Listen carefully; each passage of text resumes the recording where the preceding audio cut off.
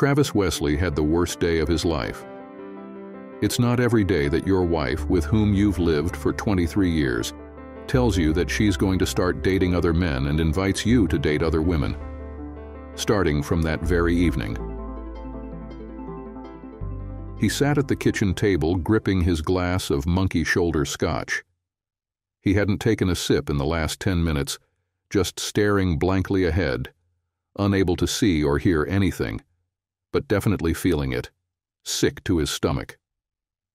Travis knew there wasn't enough Alka-Seltzer in the world to ease the ache in his gut.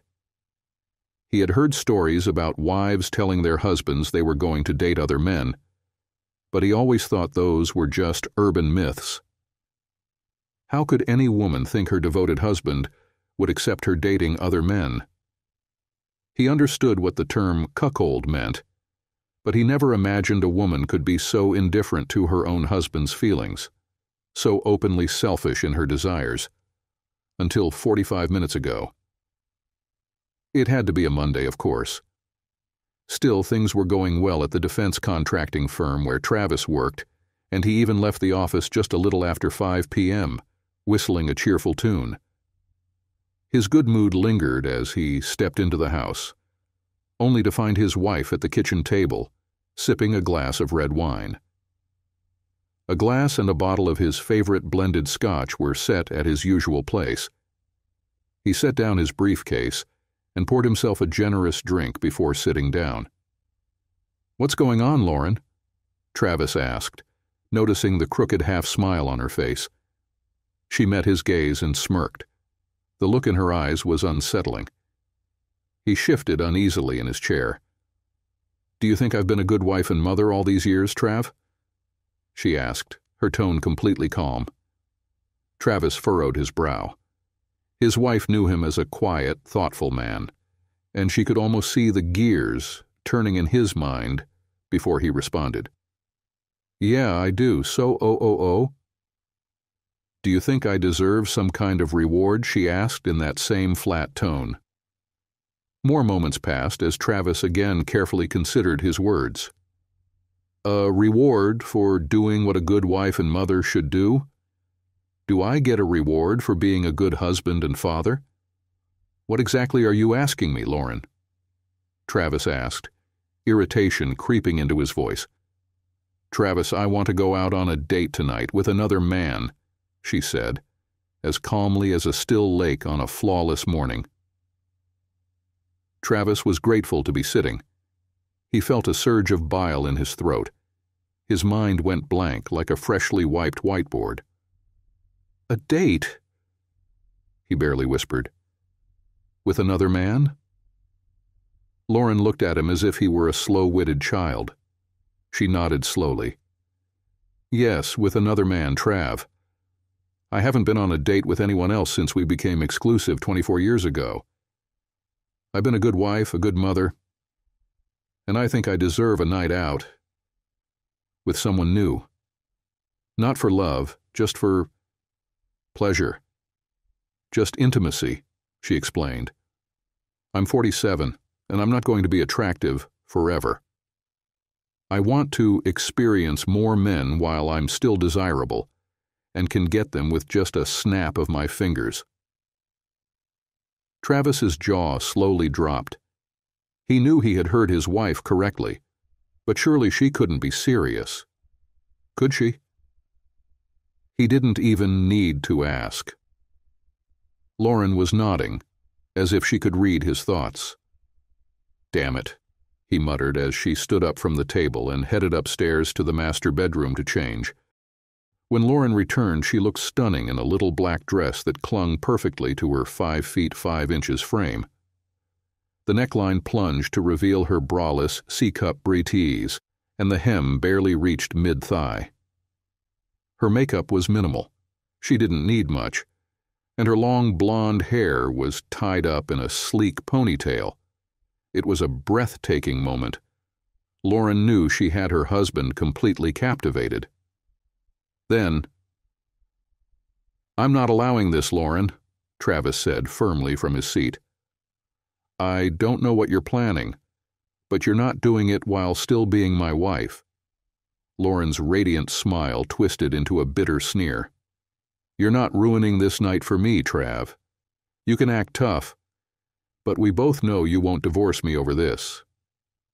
Where else are you going to find someone like me if I leave? You won't, and you know it. And the kids? They'll be furious at you for breaking up our family. Just go with it, Travis. Let me enjoy myself for a few years and then we'll settle back down. Just the two of us, growing old together. You know you love me. You don't want to end up alone for the rest of your life while I have my pick of men." A car horn honked.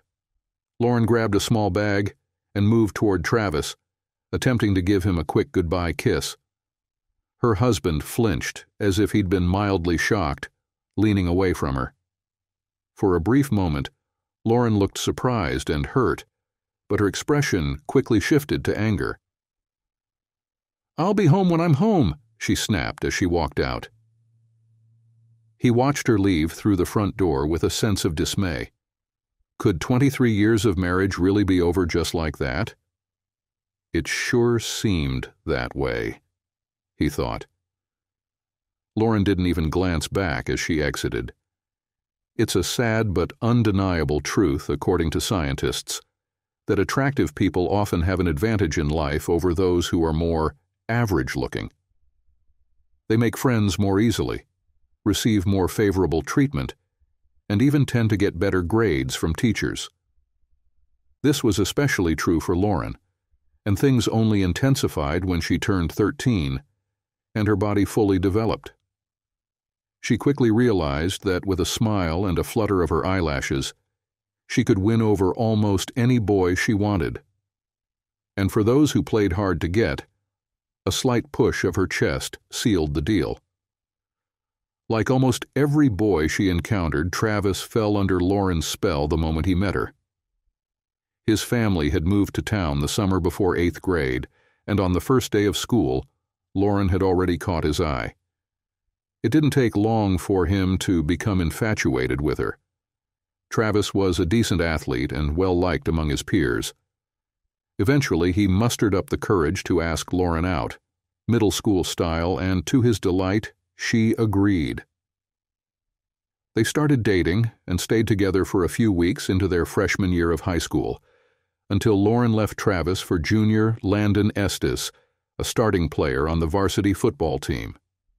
While Travis was just 5 feet 4 inches and 110 pounds as a freshman, Estes stood tall at 6 feet 2 inches and 190 pounds. Though Travis was hurt, he accepted it. He knew Lauren was out of his league in terms of looks. In fact, most boys at the school weren't in Lauren's league at all when it came to appearance. Thanks to the fact that Lauren was dating a football player, she talked to popular guys at school. Travis was one of the faceless minions roaming the corridors. He met with some of them and became friends with a select group of other students, but never spoke to Lauren Soames again during their school years. He noted that the few times she had met him face to face, she had acted as if he were a complete stranger. The first time it happened, he got angry, but then he learned to put up with it. By senior year, Travis had grown 9 inches and gained 40 pounds. He was a handsome and athletic young man, but he was not up to Lauren. Of course, there weren't many of them. He went to the prom with his attractive but not spectacular girlfriend. That night was special for both of them. Lauren was the queen of the ball, and her date was the king of the ball. They also had an intimacy after the ball. After graduating from high school, Travis enrolled at Michigan State University to study accounting. During his 4 years of study, he dated several girls. He had casual relationships, but there was no serious relationship. Lauren, on the other hand, studied marketing at Central Michigan, where she had numerous romantic encounters, including with a marketing professor who turned her bachelor's degree into an A-level degree. Having been in the spotlight for many years, Lauren has learned to deal with such situations. By a happy coincidence, both Travis and Lauren began working in Grand Rapids after graduating from university. About a year later, Travis and several of his colleagues were at a popular bar-restaurant on a Friday night when Lauren and two friends walked in. Instantly, everyone's attention turned to a stunning woman in a short green dress with a plunging neckline. The unflappable Lauren barely noticed everyone's attention. She was already used to it.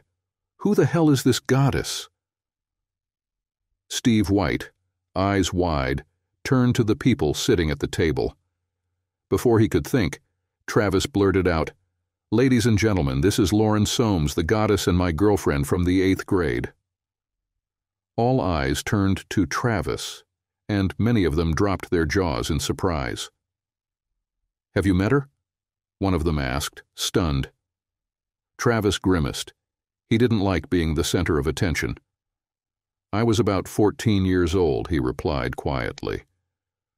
"As soon as we moved to high school, I ceased to exist for her. She ignored me for 4 years. One of the women at the table joked, "Well, do you at least have a good story from that time?"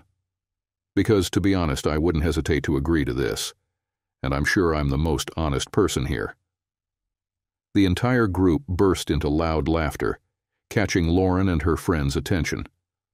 For a brief moment, she thought she recognized one of the men at the table, but wasn't certain. The trio took a seat at a nearby table, with Lauren positioned to face the man she thought she knew. "Dude, are you really not going to go say hi to that walking wet dream?" White asked. "Seriously, Steve, you're practically drooling. Not impressive." Casey Gardello, the first woman who had spoken, chimed in. "She ignored me for 4 years. I doubt she'd remember me now," Travis said. A few heads nodded in agreement. Lauren kept studying the man as she ate, and then it clicked. She snapped her fingers and pointed at him. "Not cool, Lauren," one of her friends warned. "Pointing at someone in a restaurant could get you in trouble." Lauren ignored her friend's remark. "I'll be right back," she said. "I have to say hi to an old friend." Lauren practically leapt out of her seat and marched straight over to where Travis was sitting. "Trav, hey, so great to see you," she gushed as she approached him. Travis rolled his eyes at his friends before turning to greet his former classmate with a forced smile. "Lauren, nice to see you," he said flatly, standing up. Lauren stepped into Travis's space, softly kissed him on the lips, and rested her hands on his upper arms. His co-workers sat in stunned silence. Travis was equally taken aback. Lauren noticed and flashed him a sly smile. She was entirely comfortable with the game she was playing, knowing it was far beyond what Travis could handle. "Come join us at our table and I'll introduce you to the girls," she said. She grabbed his hand and practically pulled him over to their table. Travis ended up spending most of the evening with Lauren and her two friends. Before he left that night, Lauren had taken his phone, saved his number, and added her own. Lauren was more than a bit intrigued by Travis's apparent indifference toward her, something she had never experienced before. He was polite at the restaurant, but divided his attention equally between her and her friends. Although she kissed him several times, he never kissed her back. On Monday morning, Travis's co-workers, who had been at the bar with him, bombarded him with questions about what had happened with the goddess. They were shocked when he revealed that he stayed for about another hour and then went home. Alone. "She's incredible, way out of my league." "I get it," he muttered. "I don't need that kind of hassle." That hassle was waiting for Travis in the parking lot at work 2 Friday afternoons later, as he was leaving. He grumbled to himself when he spotted her by his car, although he had to admit she looked irresistible in a dress that seemed a size too small. "Why didn't you call, Trav?" she asked softly as he approached her. Travis had to restrain himself from rolling his eyes, looking Lauren up and down, like a man who had been starving for several days and finally saw food. "Oh shit," he muttered to himself as she reached out to hug his neck and kissed him hard on the lips. He felt powerless as she clung to him, and his free arm instinctively wrapped around her. The kiss lasted, as it seemed to him, for an eternity. Several of his stunned colleagues, who had stopped to observe what was happening, quickly jumped into their cars and sped away. Then, the two of them went to a secluded restaurant where they enjoyed dinner, although Lauren fiddled with the hem of her dress most of the time. Both Travis and the young waitress seemed amused by her struggle. Although Travis was careful with Lauren, he was still just a man, and when the beauty used her charm, he was defenseless, hoping only that he would be able to have a good time that night. "Oh my God," Travis whispered to himself when he first saw Lauren in her underwear that night. This woman embodied the goddess Travis had always dreamed of. If this was his only chance to give it his all, he was determined not to let his desire cloud his mind. It was wonderful. Satisfied, they lay face to face, looking into each other's eyes. A mischievous smile appeared on Lauren's face. "It looks like I really screwed up a few years ago," she whispered. "You have serious skills." "Who would have thought? If only I knew. We've wasted so much time, Trav." Although Travis wasn't attractive in the usual sense of the word, he was still handsome, fit, and seemed to have a promising career ahead of him. Besides, she thought, he was great in bed. Despite Travis's doubts about her self-esteem, their relationship gradually deepened. Although her beauty was obvious, he found himself falling in love with Lauren at first sight. He bought an engagement ring, but before proposing they had a frank conversation about marital fidelity. He'd been impressed with her so far, but Travis wanted to make sure everything was clear between them. "I know about your past. I'm not going to go into details," Travis began during their serious conversation. "What's done is done, and the same goes for my past. But I need to know about our future. From now on, I want us to have an absolutely exclusive relationship. There are no exceptions. If you really think you can't do this, I need to hear it now. If you can, well..." He placed a small black box on the table between them. Lauren met Travis's gaze before looking at the box. "I will never cheat on my husband. Never." Travis opened the box. "I will never betray my husband. Not ever." Travis remembered those words. Clearly, his wife didn't see it as betrayal since she had warned him beforehand. He understood the truth. She was hoping that he would interpret it that way, because if he didn't, he didn't. Travis recognized that Lauren had many chances to cheat over the years, and as far as he could tell, she had declined all of them, as any good wife should. She was a perfect 10, actually a 12 in his eyes, while he considered himself only a 6. This left a lot of room for someone more suited to her level of attractiveness to come in and take their place. Assuming she hadn't had an affair he was unaware of, she had spent 23 years as a devoted wife. Given the circumstances, Travis knew he should appreciate those years, but he didn't. When he said, "I do," he intended it to last forever, not just for a mere 23 years. In reality, not a week passed without Lauren receiving advances from someone, and not just from men. She was aware that she was more than just beautiful. She was extraordinary, a rare goddess among mere mortals. Travis often remarked that when God created his wife, he was having an exceptional day. Initially, Lauren made it a point to inform Travis whenever someone hit on her, striving for complete honesty.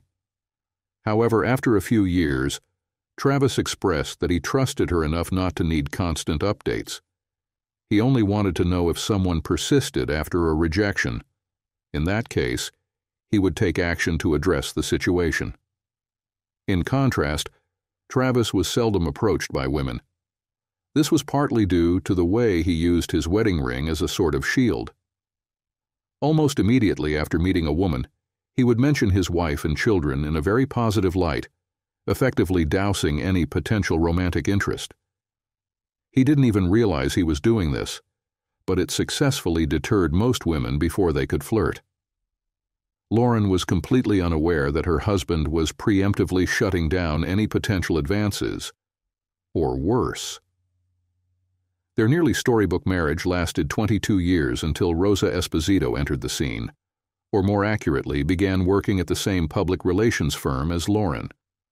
To quote Bob Sager, she was a dark-haired beauty with big brown eyes, and ample curves as well. She had an undeniable allure that drew men in like a magnet. In any other office, she would have reigned as the alpha female. At Superior Solutions, however, she played the role of the loyal sidekick to the most attractive woman on the planet. Rosa, 42, had been married for 15 years, but as she put it, she wasn't overly devoted to the institution. She had a few affairs with her husband's knowledge, and even more without him knowing, often sharing tales of her escapades with Lauren. A talented storyteller, she made the encounters with most of her lovers sound incredible. "So you haven't been with anyone since before your marriage? You're a tough one, but I can't believe you don't have any desires," Rosa remarked one day during a coffee break at work. "Well, I'm not saying I'm not curious, but I would never betray Travis," Lauren replied. Recently, Lauren had noticed that she seemed to be attracting less attention from men in bars and restaurants than she used to. More than once, she observed younger women receiving the attention that had previously come her way. This had led her to question her own appeal. Let's play a little game of possibilities. What if your husband allowed you to explore? What would that mean? Rosa asked. Lauren's expression revealed that she had never thought about that possibility. Her mind was racing.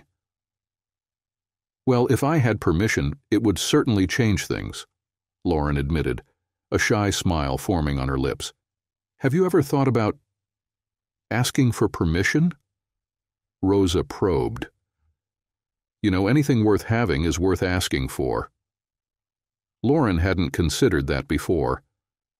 Her face lit up briefly, then fell again. "He would never agree to that. Never," Lauren replied. "Do I have to do everything around here?" Rosa sighed. "Think of it as implicit permission. Just tell him and go for what you want, no matter how he responds. Remind him that he loves you enough to let you do this. You can get through this, because it isn't about love. It's just about your feelings for him." Travis was stirred from his thoughts by the sound of a car pulling into the driveway. Checking his watch, he noted it was a little past 3 a.m. A glance at his Woodford Reserve bottle revealed he had downed about half of it. "Big night, huh?" he quipped as Lauren entered through the front door. Travis took a moment to observe how far his wife had fallen into cliché. Her hair was styled but disheveled, her makeup was completely gone, and her clothes appeared wrinkled. Rather than looking regretful, she seemed self-satisfied.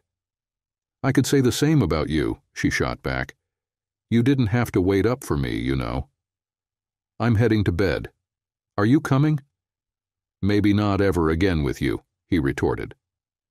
Lauren shot him a look of utter disdain before heading upstairs. Travis poured another generous glass of bourbon and returned to watching ESPN. He spent the night in his lazy boy, half dozing and half drinking, his stomach churning. He finally got up around 9, made himself some breakfast, and while eating, he heard the shower turn on in the master bath. "And here is a girl of easy virtue," he thought to himself. Typically, Travis would have anticipated his wife coming downstairs in her robe with her hair wrapped in a towel.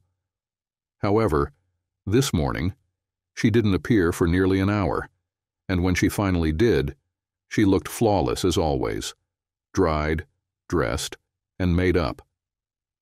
He expected nothing less. "Did you leave any food for me?" she inquired. "I brewed a large pot of coffee, but you'll have to find your own breakfast. Since you're being so domestic, I think now would be a good time to talk," he said bluntly. Lauren was taken aback by how calm Travis appeared. She'd anticipated that he would be nearly seething with anger and irrational, which would make him easier to manipulate. She thought to herself that a rational Travis would complicate their conversation. "Are you interested in hearing about last night?" she asked gently. Travis sensed a hint of condescension in her voice. Did she honestly believe he wanted a detailed account of his humiliation? "Not at all. What I really want to know is how you envision this marriage progressing," Travis replied, his tone matching hers in volume. "As I mentioned yesterday, I plan to explore my options with other men for a couple of years. Only physical contact, no emotions. I only love you, but I want to experience new connections while I still have my looks and physique. I have devoted all my strength to you for 23 years and have never thought about cheating. I crave something unusual. You're great in bed, but I want a little variety. I want to get new experiences for a while, and then we can go towards the sunset together. I will cherish these memories and fully dedicate myself to you for the rest of our lives," Lauren said. Travis listened intently as Lauren talked, making toast and jam for her coffee. It seemed rather cold to him that she was making toast while discussing such an important issue in his life. He had so many questions. "So, it's all about your desire, variety? Am I not enough for you?" he croaked. She started to answer, but he interrupted her. "So, are you suggesting that we live in a free marriage for a few years and then return to monogamy? Does this mean that I could date other people?" Lauren could barely contain her laughter.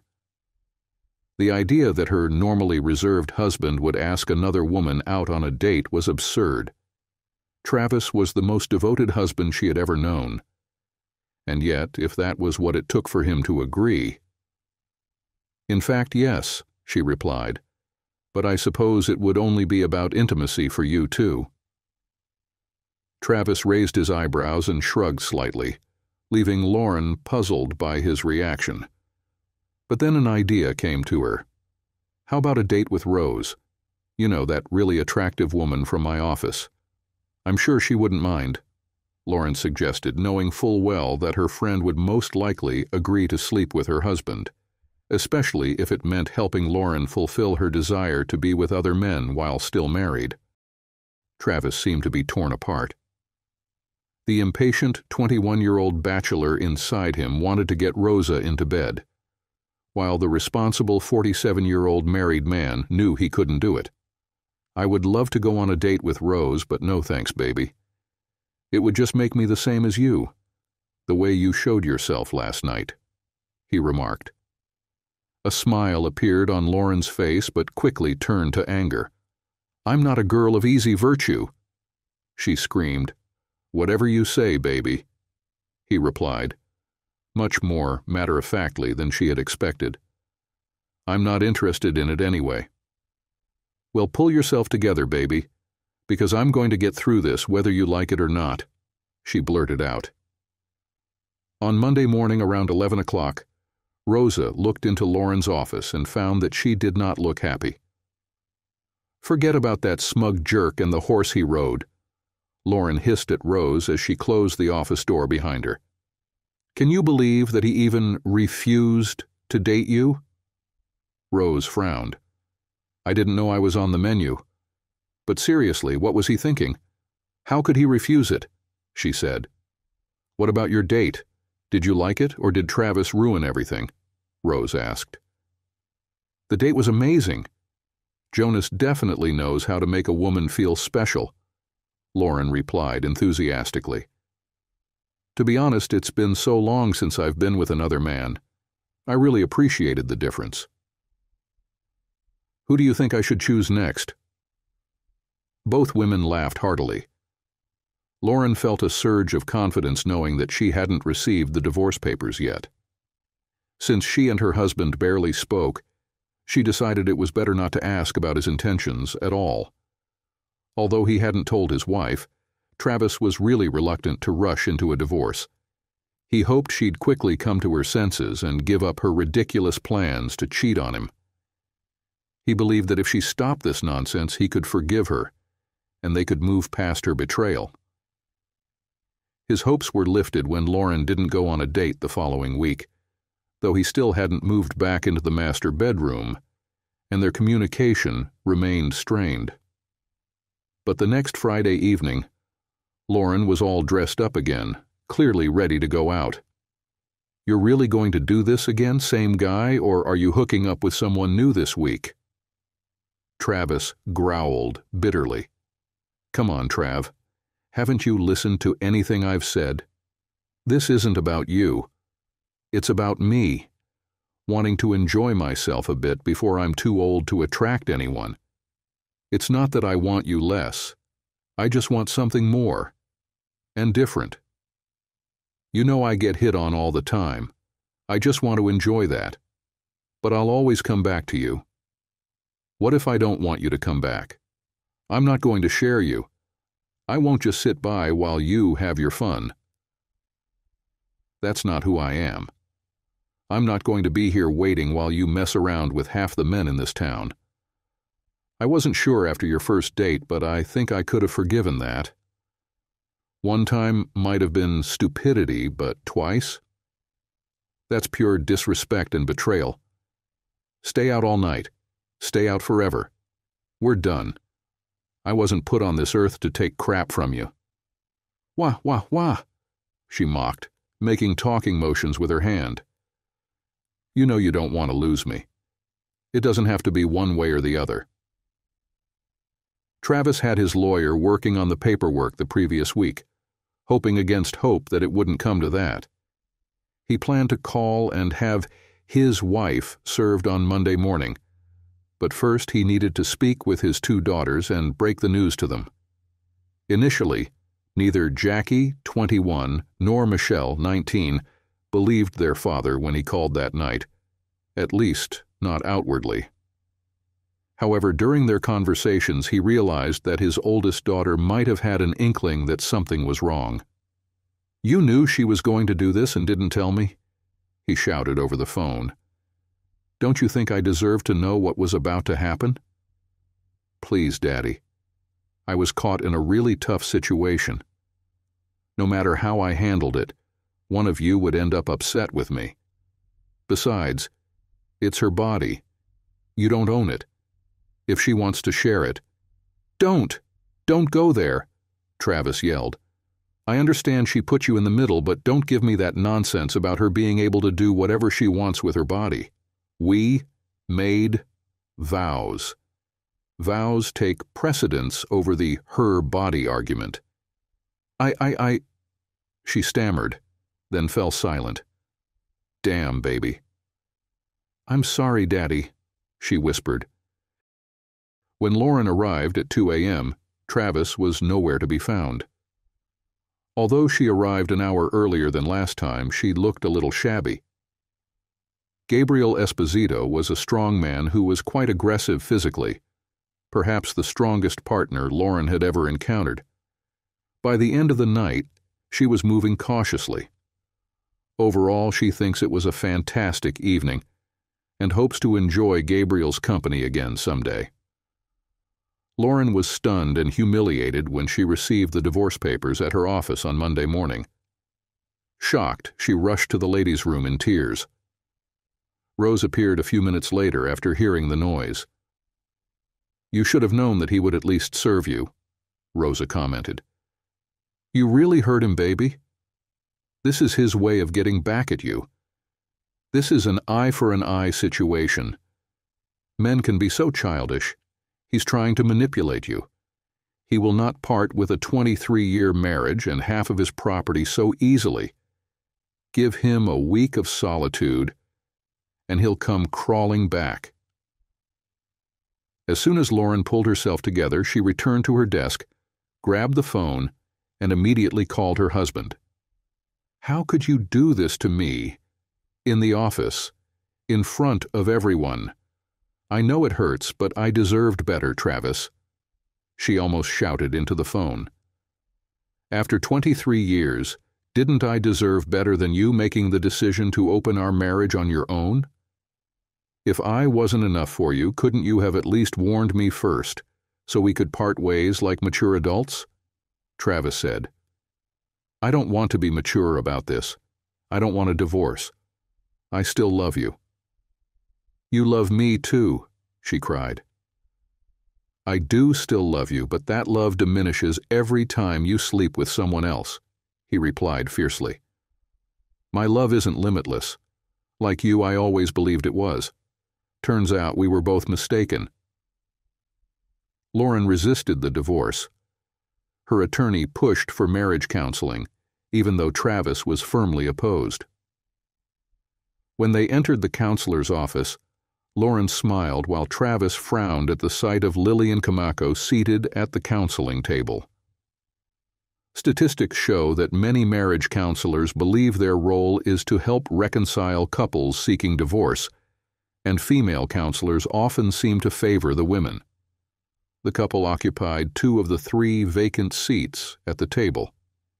The counselor cleared her throat, signaling that she was about to begin. "I've reviewed both of your files and examined your statements," Ms. Camacho said. "Let's start with an easy question. Mrs. Wesley, did you actually inform your husband that you planned to date other men for a few years?" Travis struggled to suppress a smirk, while Lauren fought to hide her shock. She thought about lying, but quickly realized she had no backup story. "Yes, I did tell him that," she responded softly. "This is something I need to do for myself. It won't impact our marriage." "Well, I suppose we're finished here," the counselor remarked. "I'm sorry for wasting your time, Mrs. Wesley. I'll inform the judge and put an end to this farce." But, Lauren stuttered. "Sweetheart, if you think for a second that what you did to your husband would be acceptable to me, you're completely mistaken. You should feel ashamed of yourself, but it's clear you lack any sense of shame. Frankly, I'm disgusted by you," Ms. Camacho stated. For the next month, Lauren called and texted Travis multiple times a day, as he had rented a small apartment nearby. He ignored her calls and didn't reply to her messages. She even sought help from their daughters, who called several times as well. "Dad, you know you still have feelings for her. If she stopped seeing other guys, would you consider giving her another chance?" Michelle asked during one of their phone conversations. "Is she still dating, even after I fired her?" Travis asked in a trembling voice. He was met with silence, and that was all he needed to hear. Michelle didn't call again to suggest that he try again. Travis was amazed at how quickly the news of his impending divorce spread, especially among single women. Many at his workplace expressed their sympathy for his family problems, as did several of his mutual friends and his wives. He was astute enough to realize that not all of their condolences were sincere.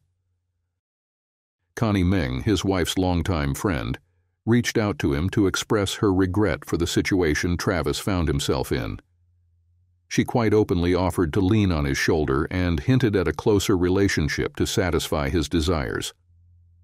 Travis was amazed that his wife's close friend would take such a bold step. In all the years they had known each other, she had never even looked at him a second time. "I would never pursue a friend's husband, that's just not right," she said to him. "But now that you're single, things have changed. I want you to know I'm interested. I'm taken aback, I'm flattered. But I'm not actually single yet, Connie, and I won't start dating until the divorce is finalized.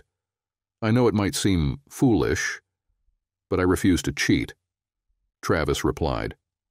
"You're such a goody two-shoes, Trav. That's one of the reasons I like you. I always have. Can I at least be in the running for a date once you're available? Connie asked. Definitely, Travis responded. But I don't want to come between you and Lauren. You two have been friends for so many years. I appreciate your thoughtfulness, but just because she's being unreasonable doesn't mean I should pass up on a good guy. I wouldn't hesitate if you were just a random stranger I had just met, Connie explained. How about I reach out when I'm no longer tied down? Travis joked. Connie was a petite Asian beauty, standing at just 5 feet tall, with an athletic physique and long black hair that reached her waist, qualities that definitely attracted Travis. He had to admit he was more than a little surprised that a woman would show interest in him. True to his word, Travis called Connie on the day his divorce was finalized. The following Saturday night, they went out to a restaurant before heading to a local jazz club. Connie noticed Travis seemed uneasy and pointed it out. I feel like an awkward 15-year-old, he admitted. I haven't gone on a date with another woman in over 26 years. Please tell me that the co-dom in your wallet isn't the same one from your last date before Lorne, she joked. Was I supposed to have a co-dom? Damn, I didn't even consider that. What a rookie mistake, Travis replied. At the end of the night, Connie gave Travis a gentle kiss on the lips. They both felt pleased with the date, and he promised to call her again. Travis didn't think much about removing his wedding ring on the day his divorce was finalized, but it apparently made a significant impression on the single women around him. When his female co-workers noticed the bare spot on his ring finger, they commented on it, and suddenly the flirting in the office intensified. This was a new experience for him, and he shared it with his best friend during lunch one day. Wow, there are so many attractive women in this office. How did I not notice this before? Travis noticed. You, my friend, were completely under her thumb, Robert Ardito replied. You were so passionate. This woman who saw nothing in other women but friends. She's undeniably beautiful, but you let her take control of everything. Maybe that was part of the problem. They always pay attention to her. She has attractiveness. You were so infatuated with her that no other woman would even look at you a second time. Travis went on 4 dates in the first month following his finalized divorce, including 2 with Connie. Although he hadn't slept with any of the 3 women he dated, that wasn't his main goal. He remained just as active in the second month, eventually sleeping with 2 women, having maintained closer communication with their mother than with their father. In recent months, Travis's daughters had heard her ongoing claims that while she could easily attract any man, their father, an average man in his late 40s, would struggle to find even a date, let alone a steady girlfriend. Feeling a sense of sympathy for him, they decided to visit his apartment together unannounced one Saturday morning, about 2 months after the divorce. Travis was not pleased to be woken up at 8:36, particularly after staying up late with his date the previous night. Sonia, a curvy 25-year-old, was the daughter of a friend who had needed a dependable +1 for a wedding reception. The evening went so well that they decided to finish it off at Travis's apartment. Right now, she was curled up asleep in his bed as he opened the door wearing his robe. "What is it?" he asked as he opened the door to see his smiling daughters holding bags filled with bagels, lox, and cream cheese. "Hey, Dad, can't your 2 favorite daughters come over with breakfast?" Jackie said as they entered. Travis greeted both of them with a kiss on the cheek and led them to the kitchen table, where they began unpacking the bags. Just as they were assembling the bagels, Sonia stumbled out of the bedroom wearing one of Travis's white dress shirts, half-buttoned, and possibly nothing else. "I'm sorry, I didn't know you were expecting guests, baby," Sonia said. "Mom said you're free." Both girls blushed when Sonia poured herself a cup of coffee. "No, no, Sonia. These are my daughters, Jackie and Michelle," he said, pointing to the daughter with the appropriate name. "They came in for breakfast. Salmon bagels?" Sonia giggled. She grabbed Travis's arm and slid into the chair next to him. The four of them engaged in casual conversation for a bit, until Jackie asked Travis if he had spoken to Lauren recently. For the first time in days, he frowned. Until that moment, he had thought it nearly impossible to feel upset while with Sonia, even if she was a bit tough on his now 48-year-old body. "I have to say, Dad, we figured you'd be missing Mom by now," Michelle remarked. "We know she misses you." "Huh.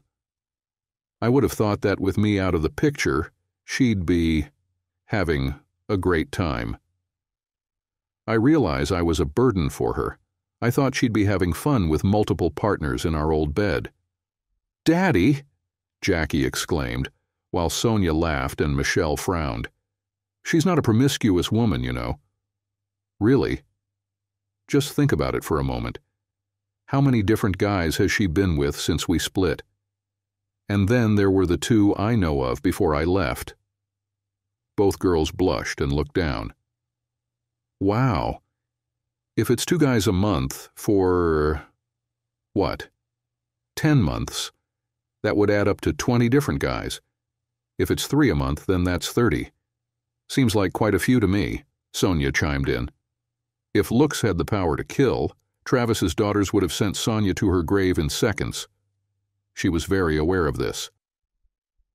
"Hey, don't blame me if the woman can't keep her legs shut," Sonia defended herself. "Okay, everyone, let's not ruin a perfectly good weekend for me," Travis stated firmly. "Sorry," the 3 young women muttered in unison. "So, are you two a couple?" Jackie asked Sonia quietly. "You don't look any older than I am. Your dad says we're the same age, but don't worry. I'm not planning to be your stepmom. We're just friends. He's a great guy. He was my date at a wedding reception last night, and he's kind of a hunk. Did I mention he's also a great guy? Well, we can agree on the great guy part, even though we know he can be a bit of a jerk sometimes," Jackie replied. "And yeah, he is kind of a hunk, for a guy who could be your father." Now it was Sonia's turn to blush, and Travis did as well. "Hey, remember we have lunch with the bridal families at noon back at the hotel. I need to take a shower and grab some clothes from my apartment before we head out," Sonia said. Both daughters rolled their eyes at their father. "She was my age, Mom," Jackie said to her mother over lunch a few weeks later. It didn't seem like just a one-time thing. They had spent some time together and were enjoying each other's company. "I really don't think he's going to come back to you anytime soon." "Nah, you just caught him on a good day. He was probably just helping out a friend's kid and got lucky. She's likely one of those girls who will sleep with anyone.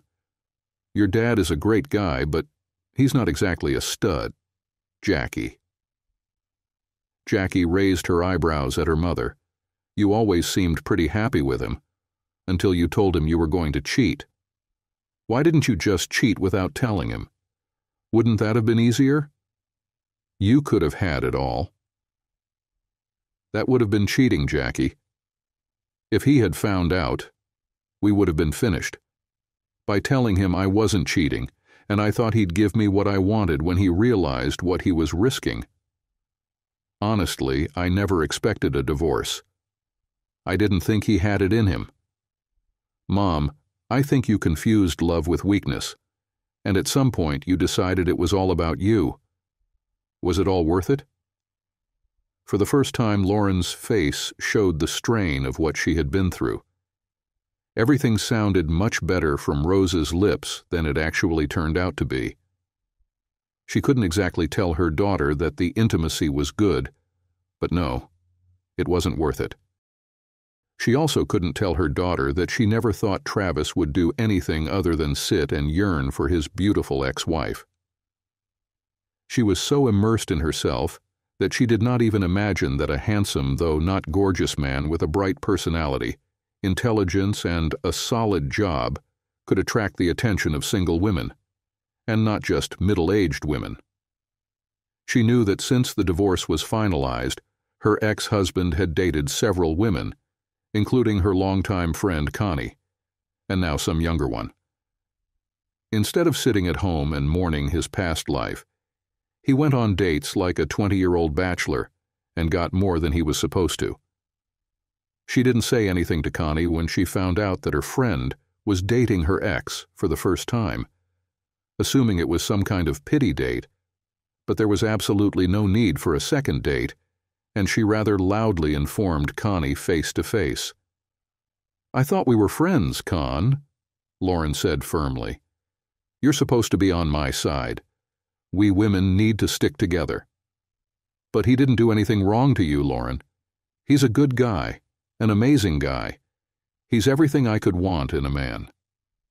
Why wouldn't I go out with Trav? Plenty of women are lining up for a chance with him. He's a real catch. And he's not just a great date, he's great in bed too. I'd go out with him any time he asks. How could you let someone like him get away?" Lauren just stood there, speechless, as the reality of her mistake began to sink in. She loved Travis. She hated coming home to an empty house after work. She hated sleeping alone at night. Travis would never have thought that his life would become as eventful as it used to be. He would have been quite happy with his old, boring routine. But since there was no such opportunity, life treated him pretty well. He had a great job and a thriving social life. He enjoyed the company of several women of different ages, and most of his dates ended in bed. At that time, he was not looking for a long-term relationship, but he certainly enjoyed what he considered a diverse and satisfying experience. There was more to life than just being married to a beautiful woman. Marla Gooding's shoulder-length silver hair had several purple strands that were gathered into a ponytail, peeking out from under a Chicago Cubs baseball cap. She definitely attracted more attention than she should have in the left field stands at Wrigley Field. Among those admiring her was the man accompanying her, Travis Wesley, the former husband of one of her longtime colleagues, Lauren Wesley. Marla and Travis were attending a Cubs game as part of their weekend getaway to Chicago. Marla had worked with Lauren Wesley for over 15 years and had met Travis at several company events, where he had accompanied his then-wife. She had always found him to be a charming and attractive man. She knew they had divorced about 2 years ago. Marla had been widowed for about 5 years, her husband having tragically died in a car accident. In all that time, she had only been on one date before deciding to track down Travis's number. Yes, Travis remembered her. He thought it was hard to forget a woman who radiated both elegance and beauty. When she asked if he'd like to go out for dinner, his answer was a definite yes. A couple of months before that, they had a first date at a fashionable restaurant, and then a concert at the Philharmonic, which Marla bought tickets for. The evening ended with them kissing at her front door. They went on their second date on Saturday afternoon, during which Marla giggled several times when a clearly tired Travis had to take frequent breaks.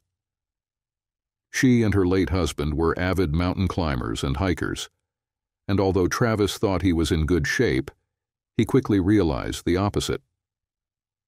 He also noticed that for an older woman, Marla had a surprisingly toned body and captivating gray eyes. This date ended with Marla and Travis having a lot of fun at her house. When Travis suggested on their third date that they go to Chicago for the weekend, Marla gladly agreed. On their first date, Marla told Travis that she had no plans to inform Lauren about their relationship. She wouldn't hide it if asked, but she wasn't going to openly share it either.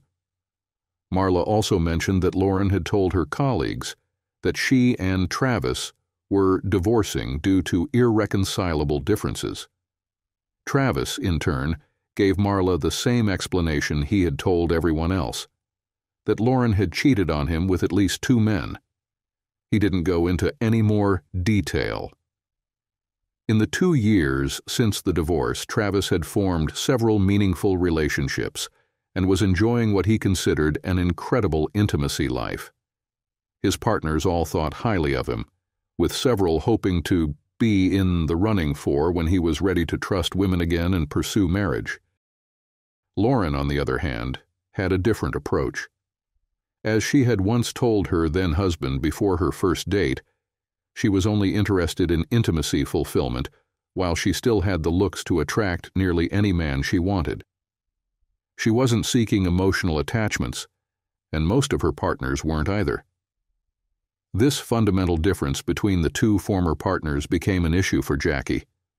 She and her mother were deep into the wedding planning, with her father happily covering the expenses, when Lauren suggested that both parents should attend without dates to minimize tension. Jackie quickly agreed and passed the idea along to her father during a lunch meeting later that week. "Did this brilliant idea come from you or your mother?" Travis asked gruffly. "I'm bringing a date. I'm paying for this whole event, and I plan to enjoy myself with whoever I bring. I've even been taking dance lessons for about a year now, ever since you announced your engagement." "You've been taking dance lessons? Really? Just for my wedding? That's so sweet, but—" "No buts, Jackie. She doesn't have anyone to invite, so she's trying to stop me from bringing someone. Once again, she's being selfish and trying to control things. I'm sorry, but I'm not going solo to my own daughter's wedding. If you won't tell her that, I will. She can either come alone or bring a date, her choice." "But I'm bringing someone," Travis insisted. "I understand, Dad. I'll talk to her. You've got a point. And I really do want to see you dance. But maybe you should bring someone closer to your own age." "I can do that, sweetheart. But you've got to see how Sonia and I tear up the dance floor." Travis flashed a broad grin, and Jackie couldn't help but smile back. Travis brought Connie Myong as his date to the wedding. He thought she looked stunning in the seafoam green gown she had purchased, with his help. The 2 had argued over the dress, but Travis explained that since he, as the father of the bride, had to wear a tuxedo, it was only fitting that she have a new gown, which he was happy to buy. "And yes, I know you'll need matching shoes, too," he added with a wide smile. Walking his eldest daughter down the aisle was both one of the best and hardest moments of Travis's life. He realized all the other fathers who had warned him were absolutely right. Still, he had to admit the day was fantastic. He, Connie, and his children celebrated and danced long into the night.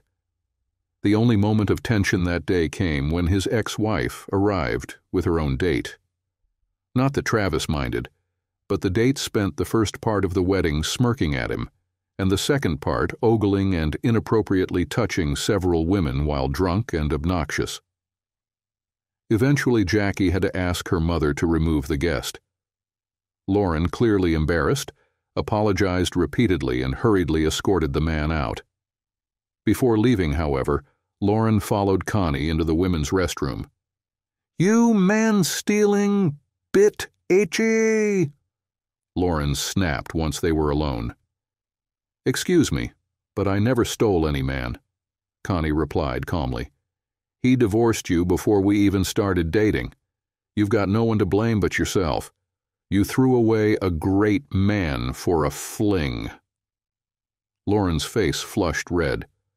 Her furious expression quickly faded, and she dropped her head in silence as Connie walked out. Connie kept the incident to herself, not wanting to spoil the special day for Travis or the family. A couple of months after the wedding, Michelle came to visit her father and seemed nervous. Travis watched her for a while before deciding to ask, "Okay, Mitch, what's going on?" "You've been kind of restless all evening," Travis said. Michelle blushed deeply and began to stutter. Travis felt that something was definitely wrong. Dad, I know Mom sometimes mentioned that she would like to get back together with you. She said she'd bring you back as soon as she was done. You know, with other guys. You two didn't have it. A relationship or something like that, isn't it? What is it? She asked. My personal life is none of your business, young lady, Travis replied sharply. But no, I wasn't there. With your mother. Why? Because she has a disease, Dad. I overheard her talking to her friend Rosa, and she confessed that she had health problems, Michelle said quietly, avoiding looking her father in the eye. Travis looked shocked and then saddened when Michelle looked at him out of the corner of her eye. I suppose you're telling me this because you care about me, Travis said. But it's standard practice for the state to inform anyone who may have been infected that they need to be tested. I didn't know that. I just wanted to keep an eye on you, Dad, she said. I still know Mom. She's sociable. A couple of my friends warned me that she was pretty promiscuous. It's always humiliating when a friend tells you that your mom is like that. That's it. A few days later, Travis received an awkward call from Marla. He could instantly tell that she shared the same concern as Michelle, though she clearly had her own health issues to consider. If you're wondering whether I've been involved with my ex, the answer is not just no, but absolutely not, Travis stated. Trust me, Marla, I get why you're worried, but I can't do anything about the fact that my ex is quite a handful. Handful is the kindest thing I've heard her referred to as in a long time, Marla replied. Her extracurricular activities have become a major topic of gossip at the water cooler in recent months. It seems she's become less careful the longer she remains single. Lauren leveraged her STD as a starting point in her strategy to win Travis back. She felt she had dated enough men to last a lifetime and began her plan to rekindle their relationship 6 months after her doctor declared her cured. However, she still felt slighted by Travis for divorcing her in the first place, something she hadn't anticipated. She had assumed that her then-husband would never risk leaving a woman like her, believing the chances of finding someone else in her league were slim. This approach might have worked if other women hadn't suddenly started pursuing Travis. Lauren was confident in her desirability, but she hadn't accounted for Travis's mutual attraction to other women. I know he's a great guy, but seriously, can these women not see he's nowhere near my level of attractiveness? She remarked to Rosa one day, while they enjoyed margaritas at a bar, waiting for their dates. Rose influenced the way her friend began to lead her current lifestyle.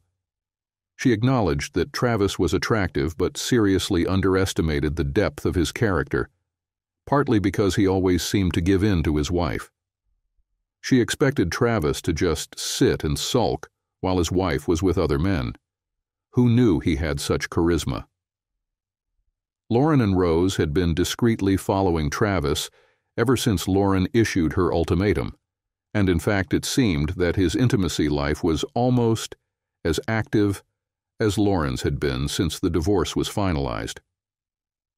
If Lauren had been really honest with herself, she might have admitted that her ex-husband's intimate life had become much better emotionally. Travis was dating and seemed to genuinely enjoy the time spent with his partners, while Lauren was just sleeping with hers, even though she hadn't had anyone since she got sick. She realized that it had been an extremely long drought. Maybe it's time to reconnect with Travis, Lauren thought. Travis was quite taken aback by the voice on the other end of the line. He hadn't spoken to his ex-wife in nearly 2 years, and one of his daughters must have given her his new cell number. He hadn't forbidden them from doing so, but he had mentioned that he didn't believe he needed to communicate with her directly again. "Hello, Trav," she cooed in her most charming tone. I think it's about time we had a conversation. I figured we wouldn't talk again until Michelle got married. Since that's not happening right now, can't we just return to silence? Travis replied.